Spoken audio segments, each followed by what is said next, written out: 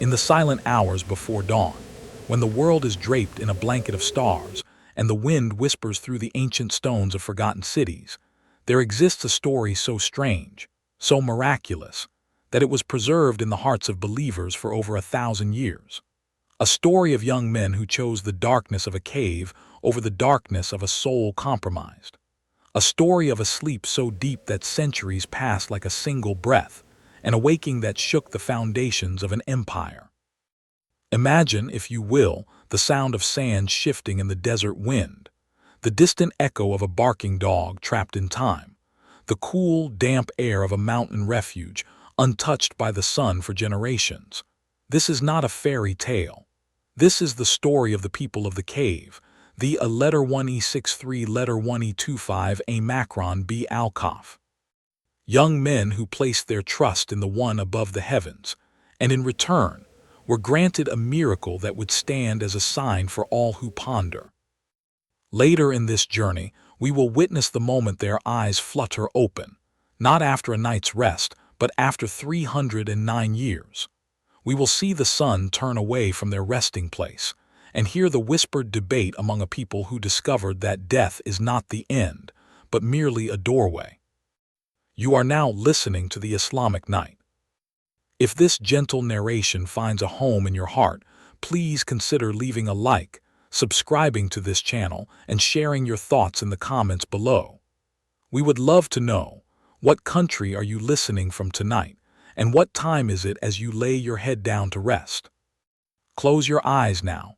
Let the weight of the day slip from your shoulders. Take a slow, deep breath and release it. Feel the warmth of your blankets. Feel the stillness of the room. Our journey begins. Chapter 1. The King Who Made Himself a God. Long ago, in a city of marble and stone, a city called Ephesus, there ruled a man whose name struck terror into the hearts of the faithful. His name was Decius, a Roman emperor who wore the purple robes of power as if they were woven from the very flames of hell. He did not merely govern, he demanded worship. Across the vast expanse of the Roman Empire, from the shores of the Mediterranean to the dusty roads of Anatolia, he issued a decree that would test the souls of every man, woman, and child who claimed to believe in the one God, the God of Abraham, of Moses, and of Jesus. The temples of the pagans were rebuilt, the altars of stone were polished, and the statues of Jupiter, Apollo, and the deified emperors stood tall in every marketplace, their cold, unseeing eyes staring down upon the faithful. Decius decreed that every citizen must burn incense before these idols. A pinch of dust, a wisp of smoke, a bow of the head, such a small gesture, he thought, to prove loyalty to the empire.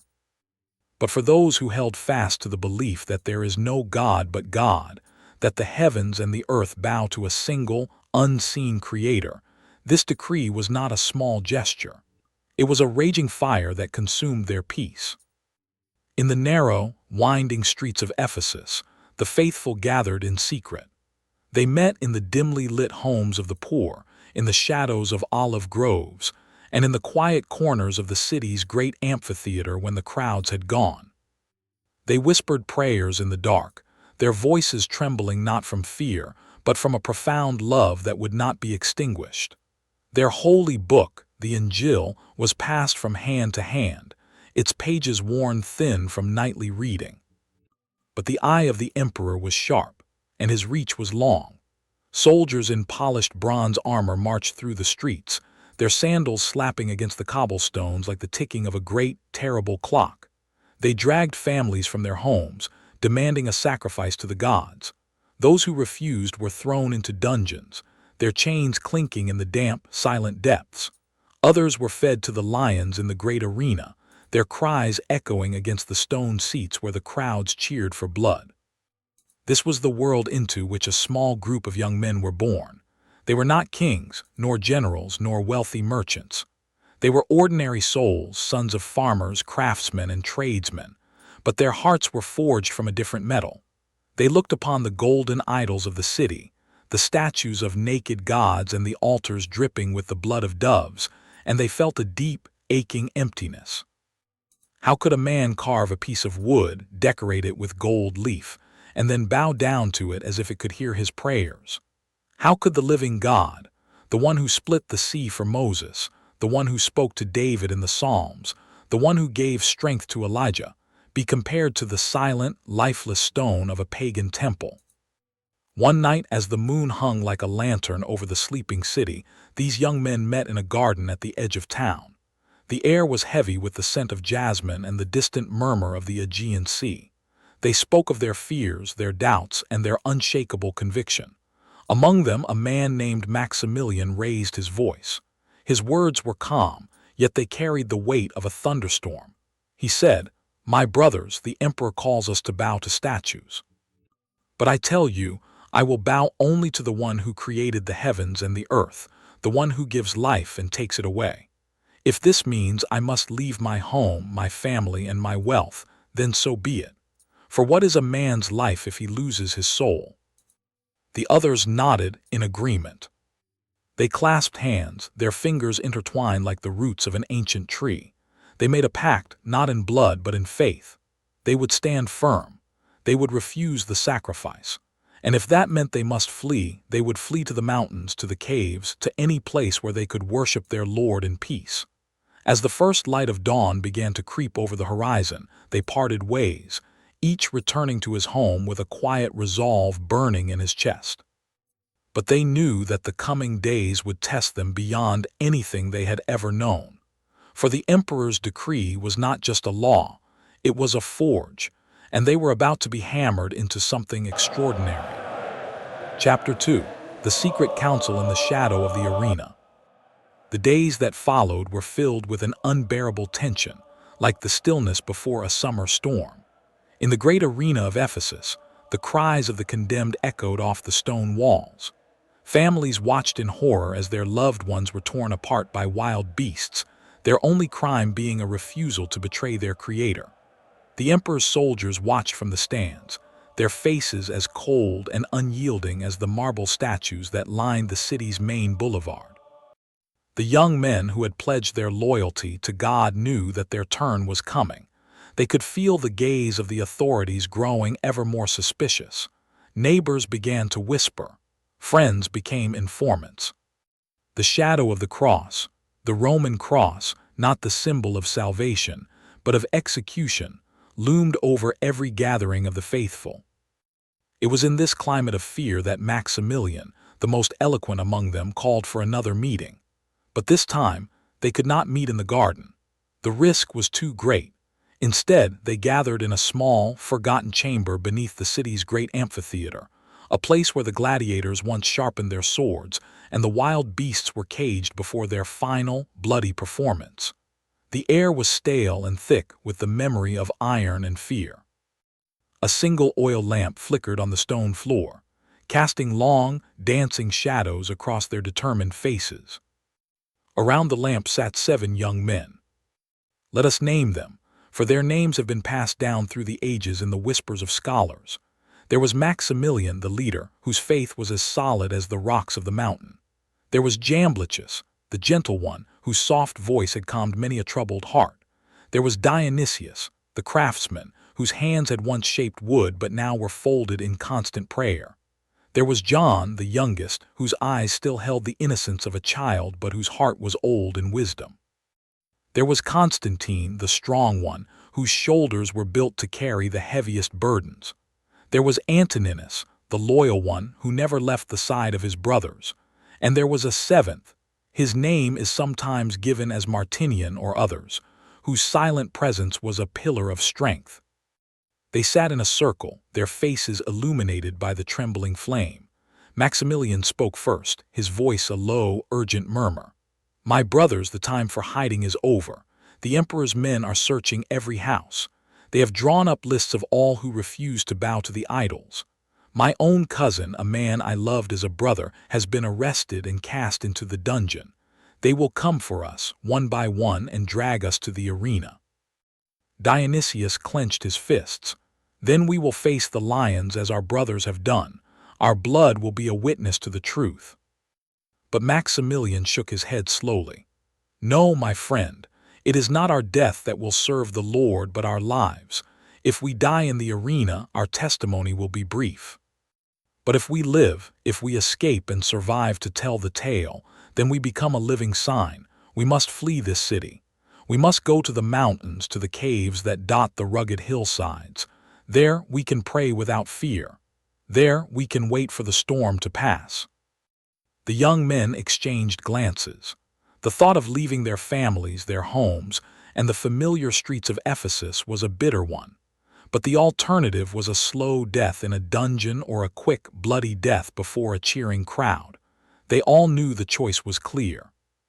John, the youngest, spoke up, his voice trembling just slightly. "But what of our parents? What of our sisters and brothers? If we leave, they will be questioned. They will be punished for our rebellion." Maximilian placed a hand on the young man's shoulder. "Do not fear. The Lord of the worlds protects those who love him. Our families are in his hands, not ours. And we will leave a message, a quiet word, that we have gone to the hills to escape the persecution. Perhaps, in time, the emperor's wrath will cool and we can return." The decision was made. They would leave that very night under the cover of darkness, when the moon was but a sliver and the stars were their only witnesses. They gathered what little they could carry, some dried bread, a skin of water, a small scroll of their scriptures, and a few coins, all the wealth they possessed, which was almost nothing. They draped simple cloaks over their shoulders and tied sturdy sandals to their feet. Before they left the chamber, Antoninus, the loyal one, knelt on the cold stone floor. He lifted his hands to the unseen heavens and prayed in a voice so pure and so quiet that it seemed to merge with the flicker of the lamp. "O God of Abraham, Isaac, and Jacob, O Lord of the heavens and the earth, guide our steps, protect us from our enemies. And if we are to die, let our death be a testament to your mercy. But if we are to live, let our life be a light in the darkness." The others echoed his prayer with a soft, unified Amen. Then, one by one, they blew out the lamp, plunging the room into total darkness. They felt their way up the narrow, winding stairs, emerging into the cool night air. The streets of Ephesus were silent, save for the distant bark of a dog and the soft rustling of leaves in the breeze. They moved like shadows, their sandals making no sound on the cobblestones, their hearts pounding with a mixture of fear and exhilaration. The gates of the city were guarded, but they knew a small passage, a crack in the ancient walls used by shepherds, that would lead them into the open countryside. They slipped through, one by one, and began their long walk into the unknown. Chapter 3. The Ascent into the Silent Mountains. The journey from Ephesus to the mountain range was a journey not just of distance, but of transformation.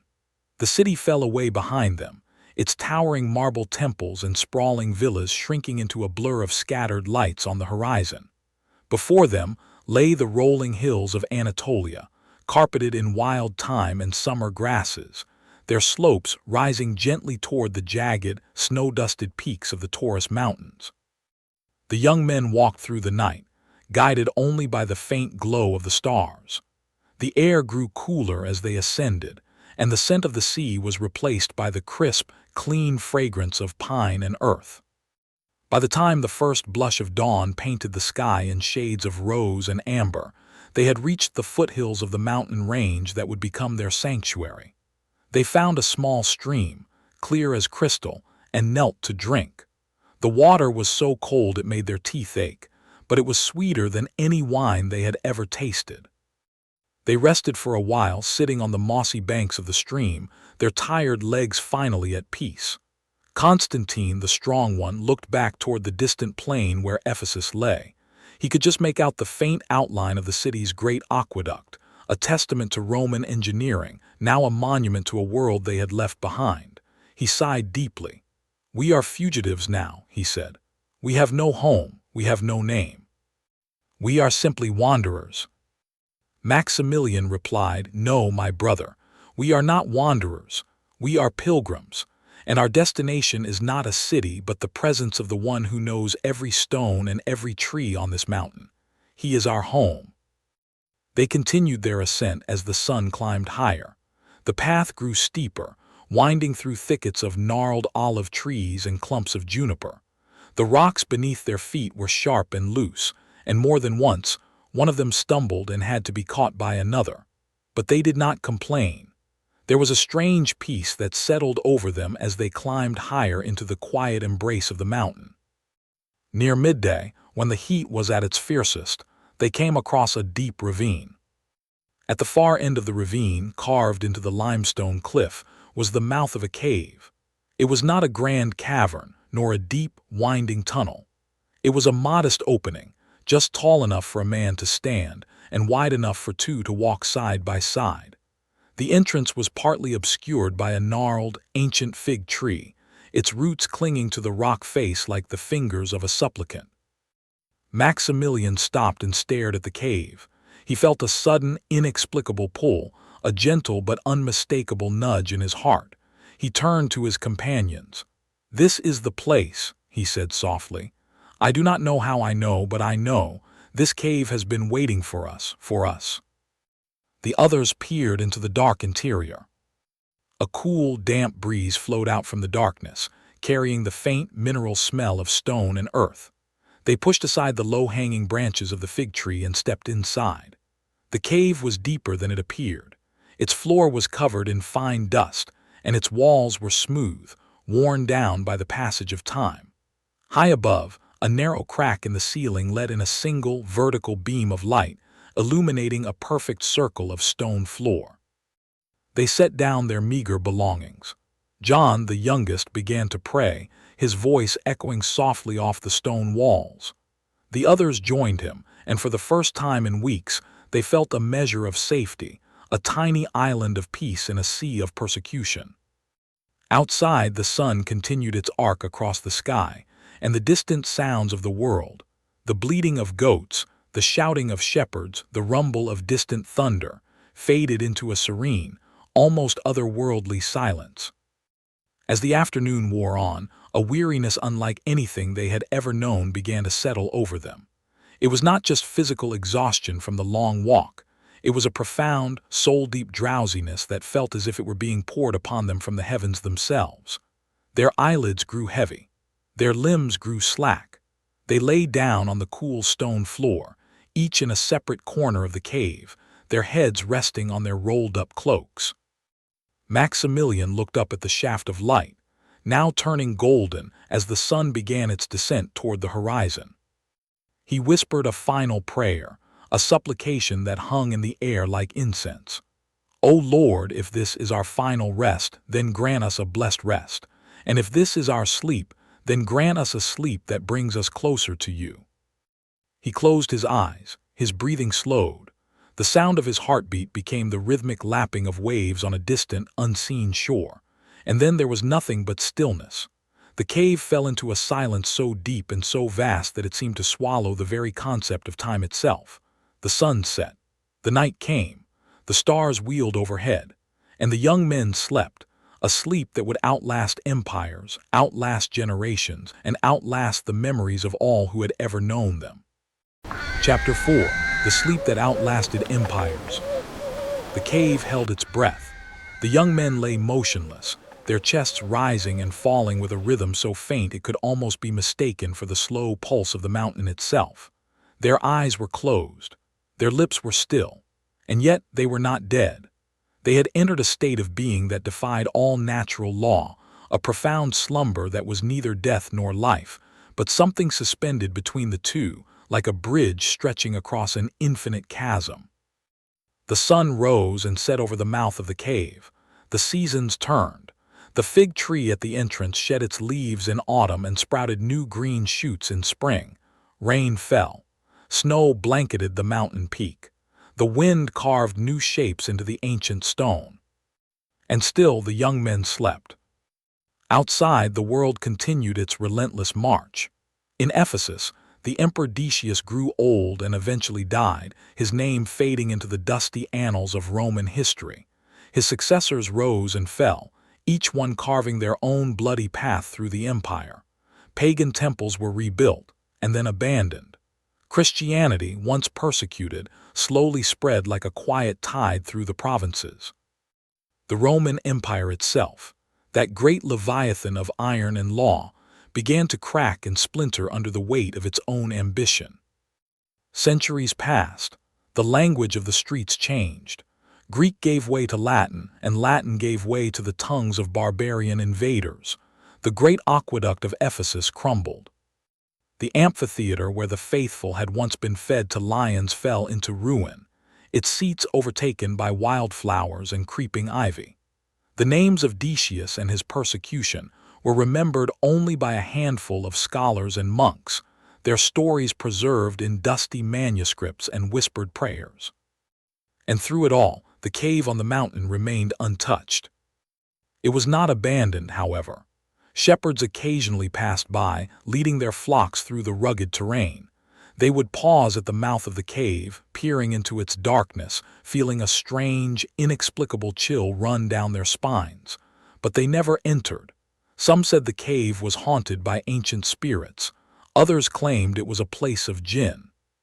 The local villagers, simple people who lived in the scattered hamlets of the hills, told stories of a mysterious glow that sometimes emanated from the cave at night, a soft, golden light that seemed to pulse with a life of its own. But no one dared approach too closely.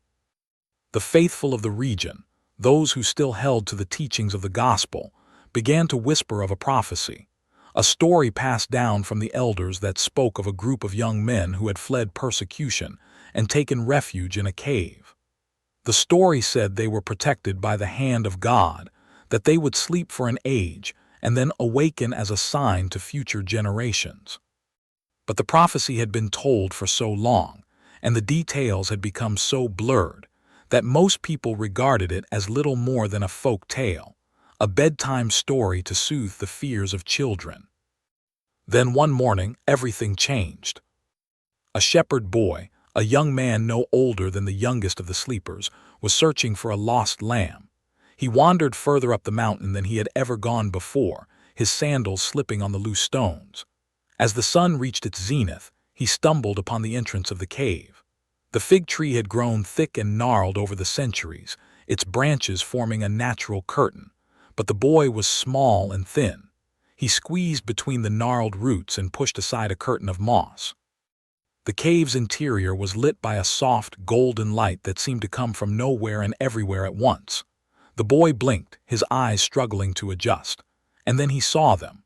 7 figures lying on the stone floor, their bodies perfectly preserved, their faces peaceful, their clothes as fresh and clean as the day they had entered.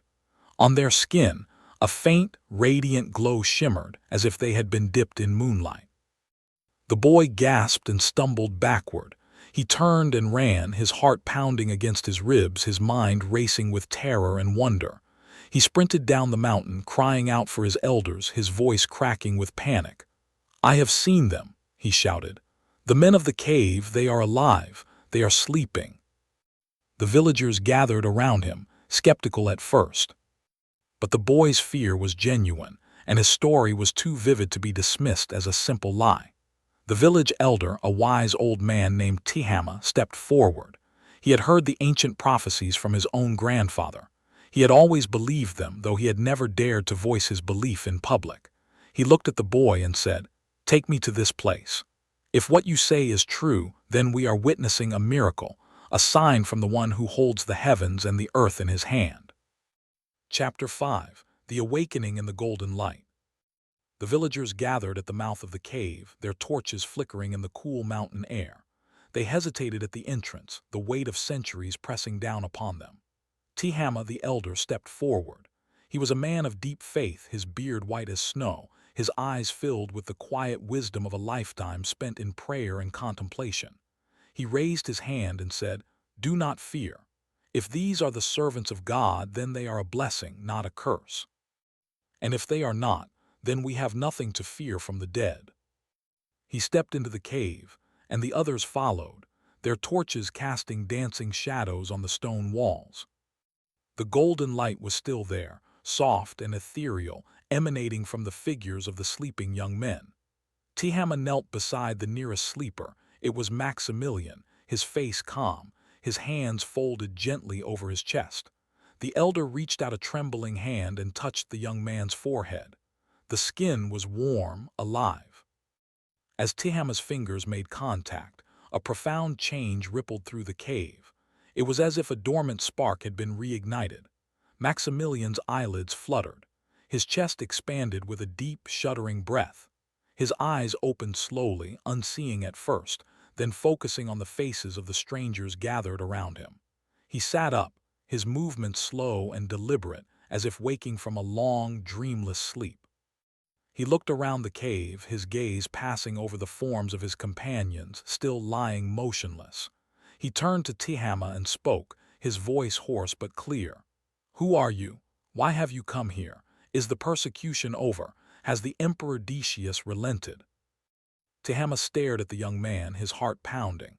The name of Decius had not been spoken in this region for more than 300 years. The emperor's dynasty had crumbled, his laws repealed, his statues toppled. Tihama took a step back, his voice trembling. "My son, Decius is long dead. The emperor who rules now is not a pagan but a Christian emperor. The empire has changed. The world has changed." Maximilian's eyes widened in disbelief. He looked at his companions, still sleeping around him. He called out their names one by one. Jamblichus, Dionysius, John, Constantine, Antoninus, Martinian, "Wake up, my brothers, wake up." One by one the others stirred. They sat up, their movements heavy and slow, their eyes blinking in the golden light. They looked around the cave, confused, frightened. They saw the villagers with their torches, their strange clothing, their unfamiliar faces. And they felt a deep, inexplicable hunger in their bellies, a thirst that burned in their throats. Jamblichus, the gentle one, spoke first. "Where are we? Have we been captured? Are we in the palace of the emperor?" Maximilian placed a hand on his friend's shoulder. "No, my brother, we are still in the cave, but something has changed. Something strange has happened." Tihama stepped forward and explained, his voice filled with awe. "My sons, you have been asleep for a long time, a very long time. The Emperor Decius is gone. The empire is no longer the same. We have come here because this boy found you, and I have come because I know the prophecies. You are the sign that was promised. You are the miracle."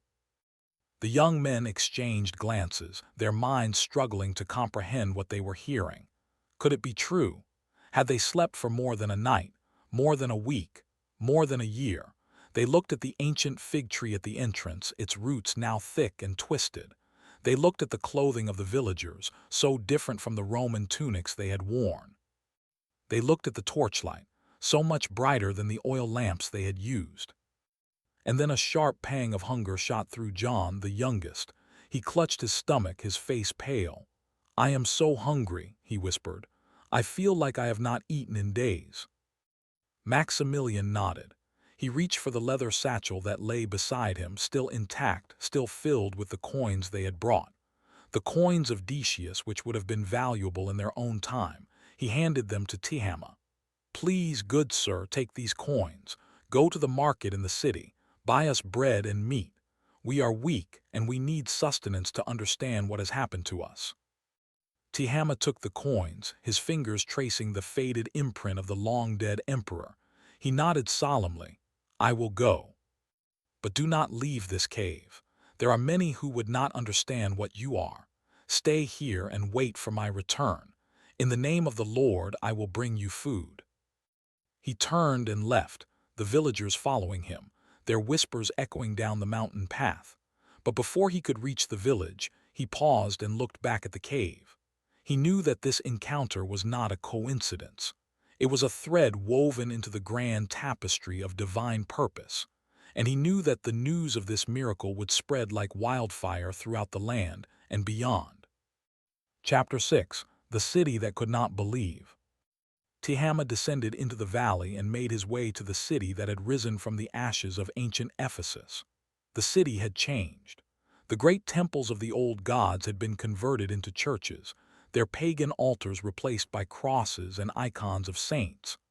The Roman Forum had become a bustling marketplace, filled with merchants from faraway lands, selling silks and spices, grain and livestock. The elder walked through the crowded streets, the ancient coins clinking in his leather pouch. He found a baker, a stout man with flour on his apron, and handed him a coin. The baker took the coin and examined it with a curious frown. "This is strange. I have not seen such a coin before. It is made of old silver, but the stamp is ancient."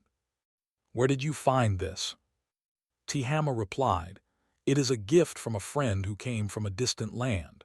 Just give me the bread and ask no questions." The baker shrugged and handed over a loaf of fresh, warm bread. Tihama continued to the butcher, then to the fruit seller, purchasing enough food to satisfy the hunger of 7 young men.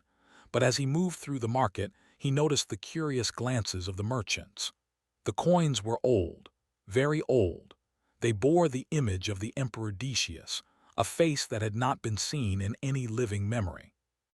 As Tihama was about to leave the market, a group of officials stopped him. They were Roman soldiers, but not the soldiers of the old empire. These were Christian soldiers, bearing the symbol of the cross on their shields. The captain of the guard stepped forward and spoke. "Old man, where did you get those coins? They are ancient relics forbidden to be used as currency. They belong in a museum. Explain yourself." Tihama's heart raced, but he remained calm. "I found them in a cave on the mountain. They were given to me by a man who lives there. He and his companions are travelers and they needed food." The captain's eyes narrowed. "A cave on the mountain? You speak of the haunted cave, the one where the shepherds say a golden light shines at night. What kind of man lives there?" Tihama hesitated. He knew he had to be careful. The city was filled with scholars, theologians, and officials who would be eager to interrogate the sleepers and possibly exploit their miracle for political gain. But he also knew that the truth could not be hidden forever. He took a deep breath and replied, "I cannot explain it in the marketplace, Captain, but I can show you. Come with me and bring your most learned men. What I have witnessed is a wonder that will shake the foundations of this city." The captain was intrigued. He gathered a group of scholars, priests, and city elders, and they followed Tihama up the mountain path. As they approached the cave, the golden light flickered from within. The scholars gasped and whispered among themselves. One of them, a bishop named Theodorus, stepped forward. He had studied the ancient scriptures, the Psalms, and the prophecies. He knew the story of the young men who had fled the persecution of Decius. He had always believed it was a metaphor, a spiritual allegory. But now, standing at the mouth of the cave, he realized it was history. Theodorus entered the cave, followed by the others. The young men were awake now, sitting together in the golden glow. Their faces were youthful, innocent, untouched by the centuries of suffering and war that had passed over the world outside. Theodorus fell to his knees. "It is true," he whispered. "You are the men of the cave. You are the sign. Blessed are you, and blessed is the Lord who has preserved you." Maximilian looked at the bishop, his eyes filled with confusion. "Sir, we are just humble servants of God. We fled from the emperor's persecution. We came here to pray. We slept for what felt like a single night. But now we hear that we have slept for a very long time. Tell us, how long have we been here?" Theodorus took a deep breath. 309 years, my son. That is how long you have slept. You have become a legend, a story told to children. But God has not forgotten you. He has preserved you as a sign for this generation. A sign that resurrection is not a metaphor but a reality. A sign that God is the Lord of time and He can suspend its flow whenever He wills. The young men wept. Their tears flowed like rain, cleansing them of the centuries that had passed unnoticed. They knelt together on the cave floor, their heads bowed, their voices raised in a chorus of praise. Subhanallah, glory be to God, there is no God but Him. He gives life and death, and He resurrects all who are in the graves. City elders gathered around them, marveling at the miracle. But even as they marveled, the young men began to feel a growing sense of unease. This was not their world. Their families were gone. Their friends were dust. Their city had changed. They were strangers in a land that no longer knew them, and they knew deep in their hearts that their time in this world was drawing to a close. The sleep had been a sign. The waking was a message. and now, their purpose fulfilled, they felt the gentle call of the eternal world. Chapter 7. The Debate in the Cave of Wonders. The cave was no longer a place of quiet seclusion. It had become a gathering place for scholars, priests, and curious onlookers from across the region. The news of the sleeping young men had spread like wildfire, carried by merchants, travelers, and the whispers of the faithful. They came not to gawk, but to seek wisdom, to touch the hem of a miracle that had been preserved through the ages. And among them came theologians of every stripe, some seeking confirmation of their own beliefs, others hoping to debunk what they called a clever trick. Bishop Theodorus stood at the entrance of the cave, his arms outstretched, attempting to maintain some semblance of order. "Please, my brothers, step back. These young men have not eaten properly in 3 centuries. They are weak, and they need rest. Do not overwhelm them with your questions." But the questions came anyway. A bearded scholar stepped forward, his robes embroidered with intricate patterns, his voice sharp and demanding. "Tell me, young man," he said, pointing at Maximilian, "you claim to have fled the persecution of Decius, but Decius was a pagan emperor who persecuted the followers of Christ. If what you say is true, then you must have been followers of Christ. Yet I am told that in your prayer, you call upon the one God in a way that sounds more like the words of the Muslims, the followers of Mohammed. Explain yourself." Maximilian looked at the scholar with calm, unblinking eyes. "Sir, I do not know this Mohammed of whom you speak. I know only the prophets who came before me, Abraham, Moses, David, and Jesus, peace be upon them all. We worship the God of Abraham, the God who is one, the God who has no partner and no equal. If the followers of this Mohammed worship the same God, then we are brothers in faith. If they worship another, then they are mistaken. But I cannot speak of a man I have never met." The scholar's face reddened. "You speak of Jesus as a prophet but not as the Son of God. That is heresy in the eyes of the Church." Maximilian shook his head slowly. "I speak of Jesus as the Messiah, the servant of God, the Word of God cast into Mary. He was a sign for all people, but the Lord of the heavens is far above having a son.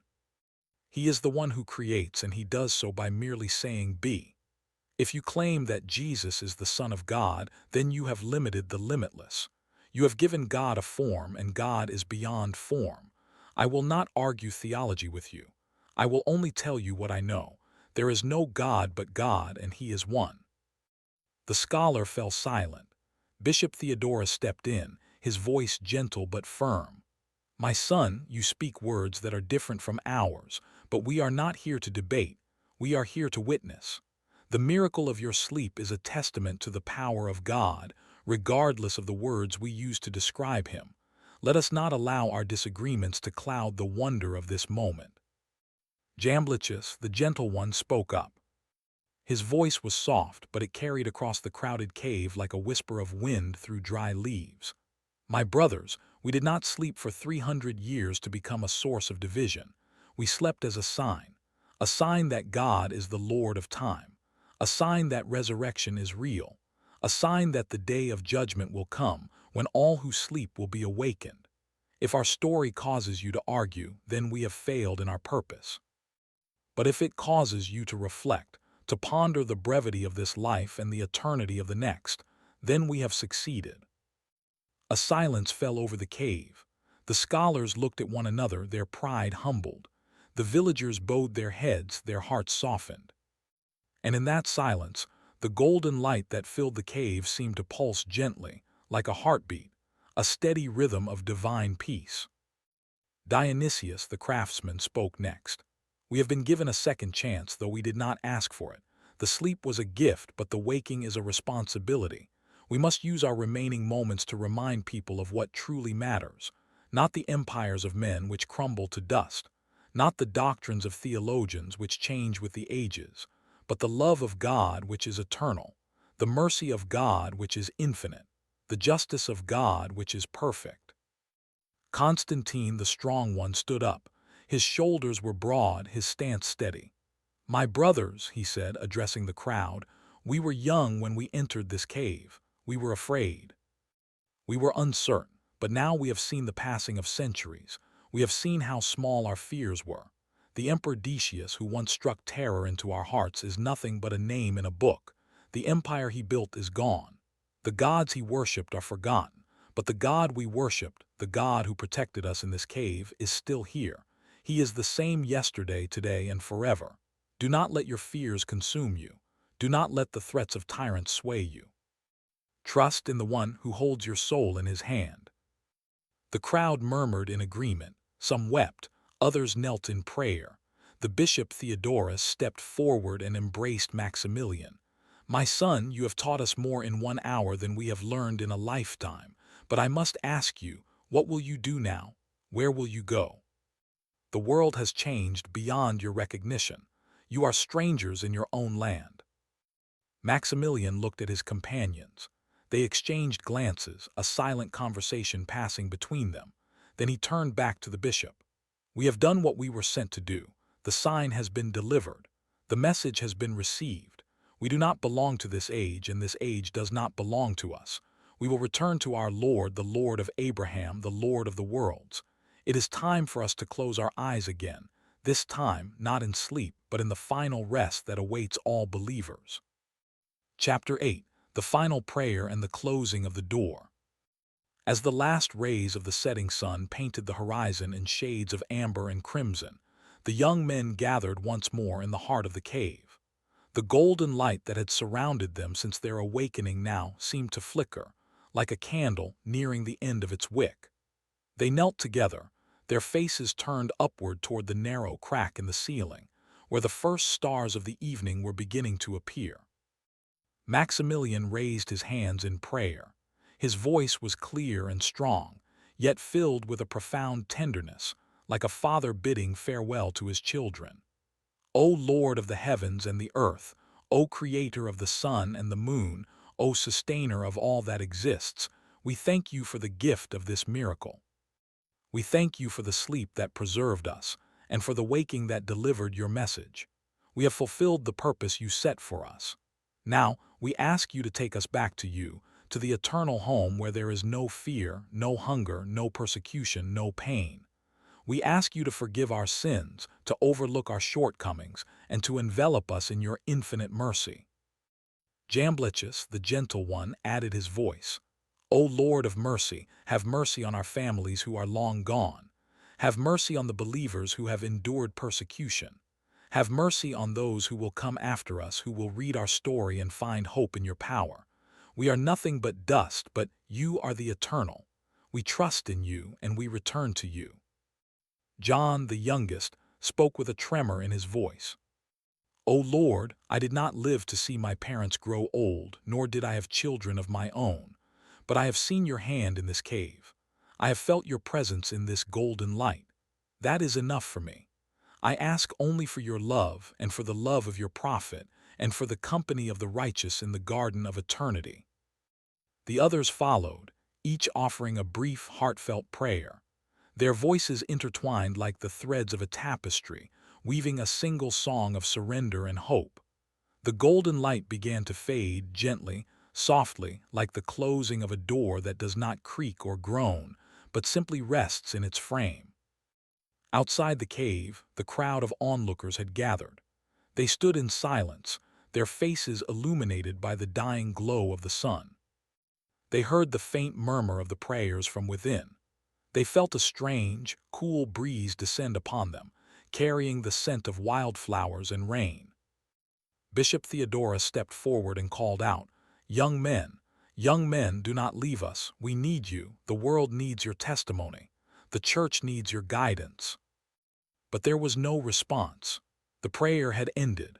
The golden light extinguished completely, plunging the cave into a darkness that was not threatening, but peaceful. The darkness of a child's room after a lullaby, the darkness of a clear night before the dawn. The villagers waited, their torches flickering. Tihama the elder approached the entrance of the cave. He peered into the darkness and saw nothing. He called out the names of the young men, one by one. Maximilian, Jamblichus, Dionysius, John, Constantine, Antoninus, Martinian. Silence. He stepped inside. His sandals crunched on the stone floor. He reached out his hands, feeling the walls, the cold, silent air. And then his fingers brushed against something soft, a cloak, still warm. He knelt and felt the face of Maximilian. The face was peaceful. The breathing had stopped. The heart had stilled. The young men had returned to their Creator. They had not died in fear, nor in pain, nor in confusion. They had died as they had lived, in submission, in faith, in hope. Their bodies lay on the same stone floor where they had lain for 3 centuries, but this time they were truly asleep. The sleep of the grave, the sleep that precedes the resurrection. The villagers stood in silence, their heads bowed. Some wept, others whispered prayers. Bishop Theodorus stepped into the cave and knelt beside the bodies. He placed a hand on the forehead of each of the young men and murmured, "Blessed are you, blessed are you. You have finished the race. You have kept the faith. Now rest in the embrace of your Lord. You will be remembered. Your story will be told. And on the day of judgment you will rise again, not as a sign but as a living witness to the mercy of God." The crowd slowly dispersed, descending the mountain under the light of the stars. They had come seeking a miracle, and they had found more than they had ever imagined. They had found a story that would be passed down through generations, a story that would bridge the gap between the old world and the new, a story that would remind the faithful of the power of God over all things. And as they left, a strange thing happened. The mouth of the cave was sealed, not by human hands, nor by a rock slide, nor by the will of the emperor. It was sealed by a gentle, invisible force, a quiet closing like a book being shut after the final chapter. The fig tree at the entrance bent its branches, weaving a natural curtain of leaves. The wind blew dust over the threshold, and the cave, once a place of divine revelation, became a tomb, a holy, silent tomb. The sun rose over the mountain the next morning, and its rays fell upon the sealed entrance. A traveler passing by would see nothing unusual, just a cave, just a tree, just a mountain. But the villagers knew. They knew that inside that cave lay 7 young men who had defied time itself. And they knew that one day, when the last trumpet sounds, those young men would open their eyes once more, not to a temporary waking, but to the eternal dawn of the day of judgment. Chapter 9. The Shrine upon the Mountain and the Emperor's All. News of the miracle traveled faster than the swiftest horse. It crossed the valleys and rivers, passed through the bustling markets and quiet monasteries, and eventually reached the ears of the emperor himself, a ruler who bore the name Theodosius, a Christian emperor who had inherited a world where the cross had replaced the eagle. He was a man of deep faith, but also a man of sharp intellect, and he knew that such a miracle, if proven true, could unite his fractured empire under a single banner of belief. The emperor summoned his most trusted scholars, theologians and historians. He commanded them to investigate the matter thoroughly, to leave no stone unturned, to verify every detail of the astonishing tale that had emerged from the mountains of Anatolia. And so, a grand delegation was assembled, a convoy of bishops, scribes, and imperial guards, and they made their way to the cave, following the winding paths that had been trodden by shepherds and pilgrims for centuries. When they arrived, they found the cave sealed, as the villagers had described. But the seal was not a wall of stone. It was a gentle, impenetrable curtain of divine will. The fig tree had grown thick and tangled, its roots intertwining with the rock face in a way that seemed impossible. The emperor's engineers attempted to clear the entrance, but every time they moved a branch or a stone, another seemed to fall into place. The cave resisted human intrusion, as if it had become a sanctuary that belonged only to God. The bishop who led the delegation, a wise and humble man named John Chrysostom, knelt before the sealed entrance. He closed his eyes and prayed, "O Lord, we do not seek to disturb your servants. We seek only to honor them. If it is your will, grant us a sign. Grant us a way to preserve this place for future generations, so that they too may learn of your power and mercy." As he prayed, a gentle tremor shook the mountain. The crowd gasped and stepped back, But it was not a tremor of destruction, it was a tremor of revelation. The cave's entrance did not open, but a small crevice appeared in the rock face above it, just large enough for a single person to peer through. The bishop approached the crevice and looked inside. He saw the bodies of the 7 young men, lying in a neat row, their faces still peaceful, their garments still intact. Around them, a faint, golden glow lingered, like the memory of a sunset. The bishop turned to the crowd and declared, "The sign is true. These are the servants of God. Let this place be sanctified. Let a house of prayer be built upon this mountain, so that all who seek the truth may come and reflect upon the mystery of time and the certainty of the resurrection." The emperor, upon receiving the bishop's report, ordered that a magnificent chapel be constructed at the site. The chapel was not grand or ostentatious. It was simple, elegant, and perfectly suited to the rugged mountain landscape. Its walls were built from the same limestone as the cave, and its roof was made of timber and clay, blending seamlessly with the natural surroundings. Inside the chapel, a small door was set into the rock, leading to a viewing chamber where visitors could gaze upon the sleeping figures through the crevice. And so, for centuries, pilgrims traveled to the mountain.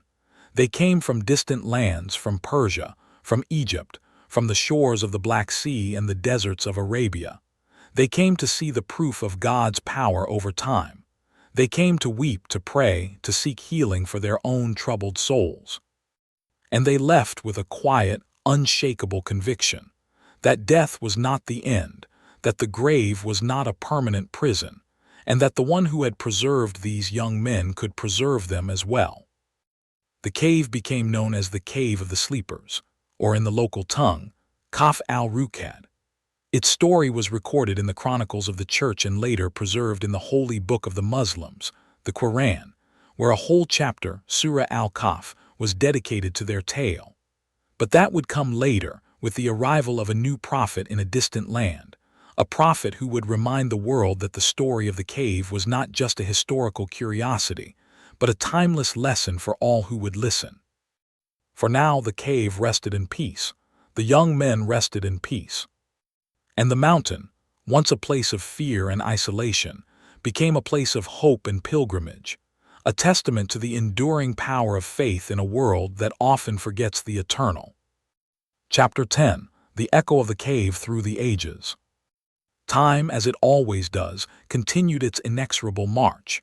Empires rose and fell. The Byzantine Empire, which had embraced the story of the sleepers as its own, eventually gave way to the rise of Islam in the 7th century. The new faith, born in the deserts of Arabia, carried within it a profound reverence for the prophets and the righteous of old. And when the Quran was revealed to the Prophet Muhammad, peace be upon him, it contained a chapter, Surah Al-Kahf, that told the story of the young men with exquisite clarity and divine authority. The Quranic account differed in some details from the Christian traditions, but its essence was the same. A group of young believers who fled persecution, took refuge in a cave, and were preserved by God for a period of 309 years.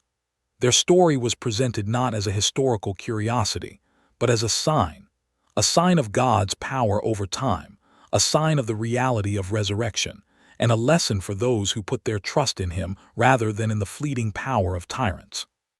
The Prophet Muhammad, peace be upon him, instructed his followers to recite Surah Al-Kahf on Fridays, to reflect on its verses, and to seek protection from the trials of the Dajjal, the false Messiah. He said, "Whoever recites Surah Al-Kahf on Friday, a light will shine for him between the 2 Fridays." The story of the sleepers thus became a living part of the spiritual practice of millions of believers, a story that was recited, pondered, and cherished across the centuries. But what became of the cave itself? The chapel that was built over it eventually fell into ruin, as all things made by human hands must. The mountain was overtaken by the tides of history, conquests, migrations, and changing loyalties. Yet the memory of the cave never faded. It was preserved in the hearts of the faithful, passed down from father to son, from teacher to student, from generation to generation. In modern times, the site of the cave has been identified by some scholars with a location near the ancient city of Ephesus, in present-day Turkey. A small mosque now stands near the site, a humble structure that draws visitors from around the world. They come not to worship the young men, but to honor their memory and to reflect on the profound truth that their story embodies. That time is a veil, and God is the one who lifts it. That death is a door, and God is the one who opens it. As the stars wheel overhead, as the wind carries the scent of pine and earth through the mountain passes, the story of the people of the cave continues to whisper to the hearts of the faithful. It speaks of courage in the face of tyranny. It speaks of the protection that comes from placing one's trust in the Creator. It speaks of the sleep of this world, this fleeting, fragile life, and the awakening that awaits in the world to come. And so, as you lie in your own bed, wrapped in the warmth of your blankets, listening to the quiet rhythm of your own breath, remember the young men who slept in a cave for 3 centuries. They did not fear the passage of time because they knew the one who created time. They did not fear death because they knew the one who gives life and takes it away. They closed their eyes in faith, and they opened them in wonder. Tonight, as you drift towards sleep, let your own rest be a reminder of that great, final awakening. Let your dreams be filled with the golden light of the cave. And let your heart be at peace, knowing that the one who watched over the sleepers watches over you as well. There is no place too hidden, no night too dark, no sleep too deep that his mercy cannot reach it. The story of the people of the cave is not just a tale of the past. It is a promise for the future. It is a thread that connects us to the eternal, and it is a gentle, comforting reminder that the journey of this life is but a prelude to the journey of the next. So rest, dear listener, rest in the shadow of the Almighty. For He is the guardian, the protector, the one who grants rest to the weary and light to the searching heart. The eternal awakening. And so, dear listener, we have reached the end of our journey together. We have walked the dusty streets of ancient Ephesus, felt the chill of the mountain air, and witnessed the miracle of a sleep that outlasted empires. We have stood at the mouth of the cave, peered into its golden light, and heard the whispers of young men who placed their trust in the one who holds the heavens and the earth in his hands. The story of the people of the cave is not merely a tale from a distant past. It is a mirror held up to our own souls. It asks us to consider the brevity of this life and the eternity of the next. It reminds us that the tyrants of this world, the Deciuses, the Pharaohs, the Caesars, are but fleeting shadows, their power crumbling to dust while the power of God endures forever. It teaches us that faith is not a passive belief, but an active trust, a trust that leads us to flee from the idols of our time, to seek refuge in the sanctuary of divine mercy, and to rest in the knowledge that we are never alone. The young men of the cave were not extraordinary by the standards of this world. They were not kings, nor generals, nor scholars. They were ordinary souls who chose to stand firm when everything around them demanded that they bow. They were afraid, yes. They were uncertain, yes. But they were not defeated, and in their surrender to God, they found a strength that outlasted centuries. As you close your eyes tonight, think of them. Think of the darkness of the cave and the golden light that filled it. Think of the silence that surrounded them, a silence that was not empty, but filled with the presence of the divine. Think of the moment they opened their eyes to a world that had forgotten them, only to realize that they had never been forgotten by the one who matters most. And remember this, the sleep of this life is but a prelude to the awakening of the next. Every night when you lay your head on your pillow, you are practicing for the great sleep of death. And every morning when you open your eyes to the light of a new day, you are practicing for the great awakening of the resurrection. The story of the cave is a promise that the dawn is coming. The sun of justice will rise, the oppressed will be vindicated, the faithful will be rewarded. So rest tonight with a peaceful heart. Let go of the worries that cling to you like thorns. Release the fears that grip you like chains. Trust in the one who protected the young men in the darkness of the cave. Trust in the one who knows your name, your struggles, your hopes, your dreams. Trust in the one who is closer to you than your jugular vein, who hears the silent whisper of your heart, who holds your soul in the palm of his hand. If this gentle narration has brought you comfort, please consider leaving a like and subscribing to this channel. Share your thoughts in the comments below. We would love to know where you are listening from and what time it is as the night wraps around you. Your words are a blessing to us, a reminder that we are all connected in this journey of faith. And now, as the final words of this story fade into the stillness of the night, let us part with a simple prayer. A prayer that echoes the words of the young men as they lay down to rest in the cave, not knowing if they would ever wake again. O Lord of the heavens and the earth, grant us a sleep that is peaceful and a waking that is blessed.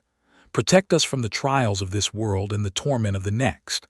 Guide us to the straight path, the path of those upon whom you have bestowed favor, not of those who have earned your anger, nor of those who have gone astray.